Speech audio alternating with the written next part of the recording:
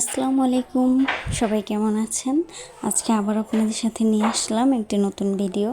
তা আজকের ভিডিওটা হলো আমি সকালবেলা ঘুম থেকে উঠে কি খাই বা কীরকম খাবার খাই সেটা আপনাদের সাথে শেয়ার করব। তো প্রথমেই আমি একটা ডিম সিদ্ধ করে নিয়েছি, তো সেই ডিম সিদ্ধটা একটু একটু করে খেয়ে নেব।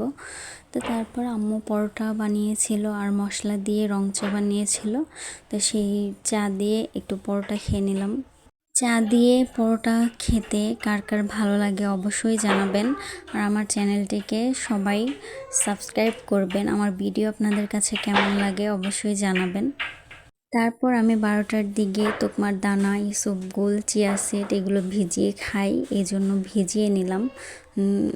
এতক্ষণ ভিজবে, আমি 12টা পর্যন্ত এটা ভিজিয়ে নিব। ভিজিয়ে তারপর এটাকে চিনি দিব না, চিনি ছাড়াই খাবো। তো সবাই ভালো থাকবেন, আল্লাহ হাফেজ।